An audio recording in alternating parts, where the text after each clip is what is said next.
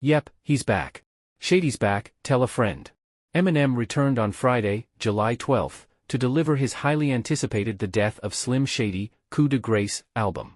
The new LP marks M's first album since 2020's Music to be Murdered By, as he seeks a 10th consecutive chart topper on the Billboard 200.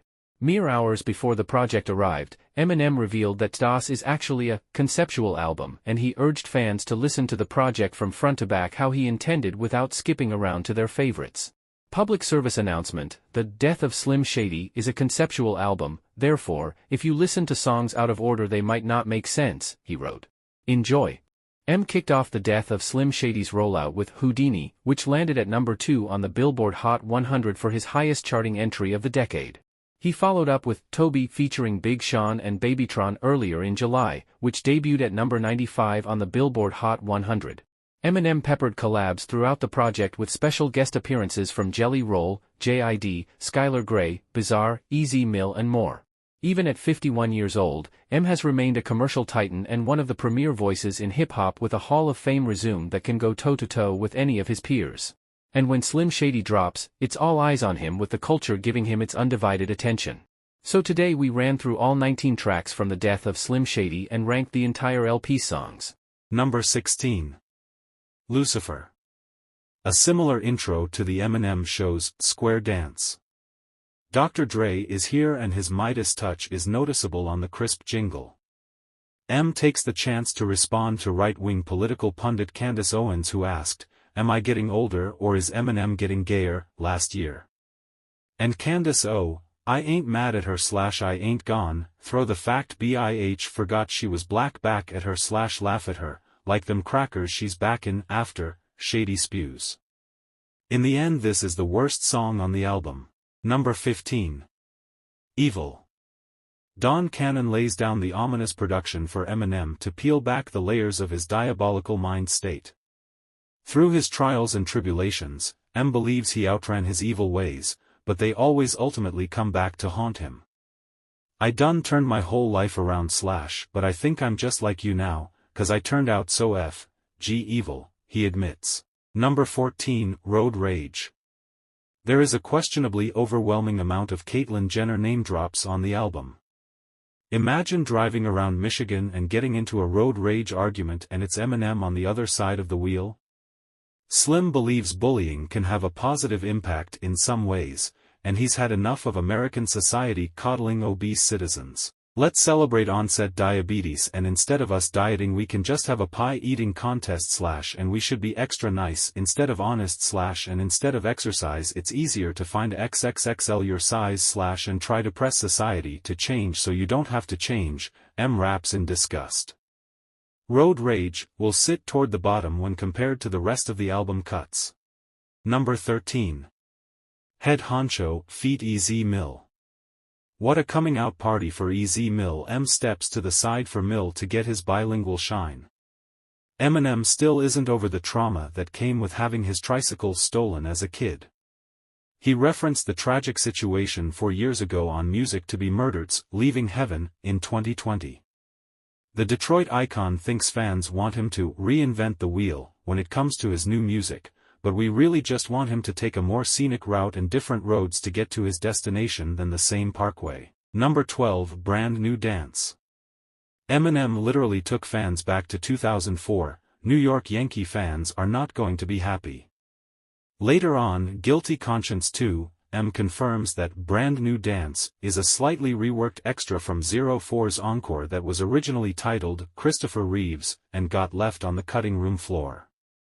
Nostalgia is always going to be a welcome sight for M stans, and it's honestly impressive that he can take something from 2 decades ago and fit it into another project. Not many can pull that off.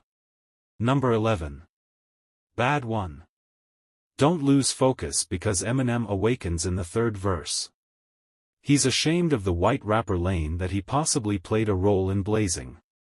M still war ready for Machine Gun Kelly 2, and it sounds as if he's looking for another round in the ring with MGK. But I gotta keep going Tyson on Kelly / I bodied him twice and already / that little motherf, s back throwing subs like a food fight at the deli, he snipes. Number 10. Trouble. Trouble needs to be longer than 41 seconds. On second thought, maybe it doesn't, since Eminem does everything he can to get cancelled in the short duration while sniping at just about every marginalized community. M is more socially adept than people think, as he recognizes and nods to the Gen Z is trying to cancel Eminem meme. Later on, he realizes that Marshall always comes to clean up Slim Shady's mess, but understands the personas need each other to coexist. It's almost as if he's got an angel and then the devil on his other shoulder. Number 9. Habits. 5 minutes is a lot to unpack on one song, especially when it comes to the density of M rhymes.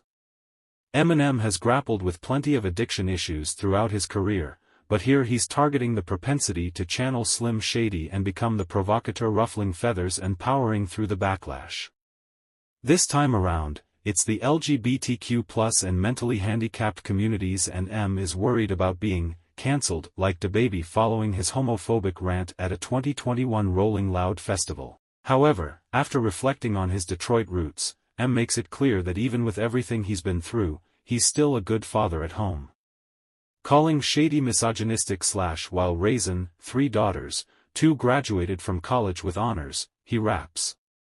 Number 8. Toby feat. Big Sean and Babytron. What started out as a Babytron solo track, ended up becoming an all-Detroit superstar affair. Big Sean and Eminem is something straight out of a fever dream. M loved the ominous track so much that he took it for his own album. Batting third, Slim still has a hefty chip on his shoulder, like he's feeling doubted in an 8-mile rap battle, while blasting Billboard for having him ranked number 5 on their greatest rappers of all time list. How rappers I've already ripped could be / higher up on a list than me / yet, here I sit on your list though at 5, which still is fine / but just know inside, to me, that ST's hilarious. Number 7. Houdini. Nostalgia is a hell of a drug. Eminem set the tone for his album by hearkening back to his Slim Shady alter ego of the late 90s / early 2000s, which pulled on the heartstrings of his diehard fan base. In true Slim Shady fashion, M drummed up the backlash, touching on Megan Thee Stallion's shooting and name-dropping R. Kelly. However, it was his last trick when he pulled out a catchy hook to save the Luis Resto-produced track, which lent credence to the theory that Eminem could actually be back. Number 6. Antichrist. Not for the faint of heart, Eminem turns the clock back and lets the chopper sing on the opposition. A baby harmonizes over his vocals for the catchy chorus on the Death of Slim Shady standout. Marshall takes the throne as the Antichrist, and the sound you hear is Megan's hotties and Nicki Minaj's Barb's fan base questioning why the rivals were name-dropped back-to-back. This track had to be recorded in the last couple of months as MD says Diddy while referencing the footage of Combs abusing Cassie from 2016, but stops short of naming the victim. Next idiot that asked me is getting his beat / worse than Diddy did. Number 5. Renaissance. A dark introduction for the Death of Slim Shady. M dices up the piano-driven production and takes aim at the haters cosplaying hip-hop fans who seemingly find something wrong with every album released in the genre, even those from legends he names like Lil Wayne, Kendrick Lamar and Ye.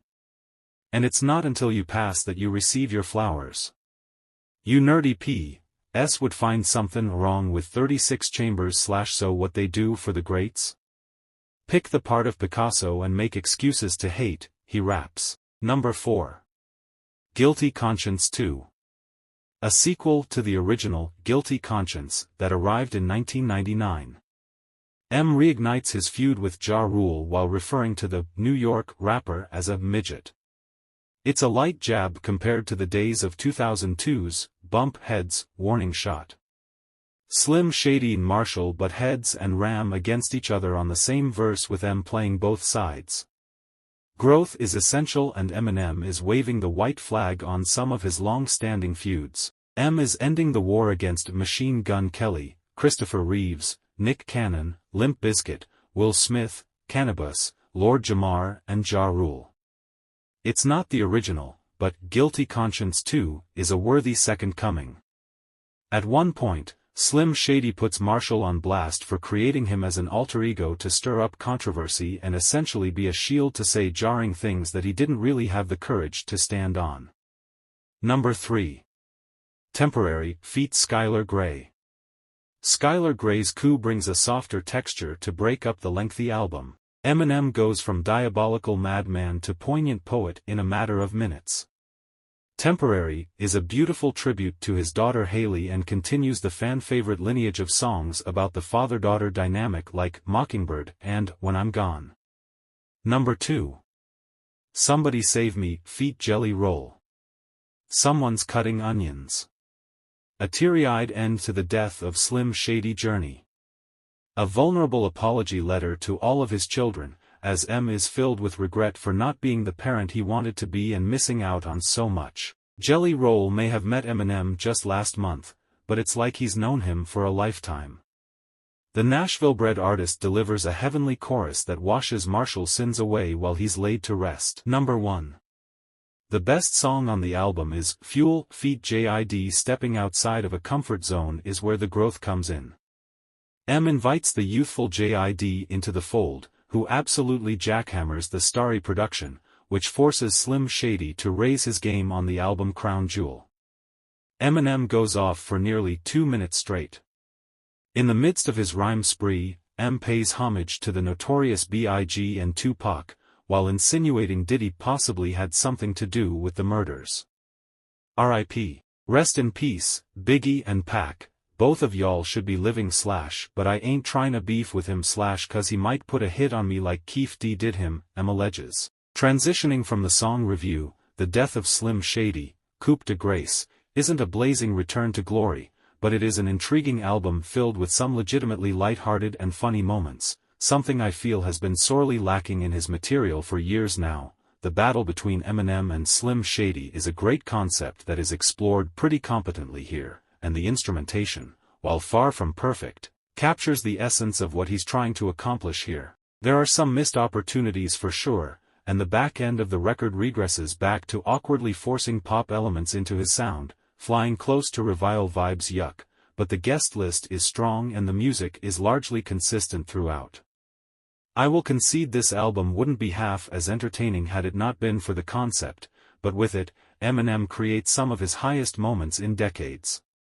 The question remains on what this means for Eminem in the future. With Temporary and Somebody Save Me in mind conceptually, one could conclude this is Marshall Mathers' swan song, but if it isn't, with Slim Shady buried, where does he go from here?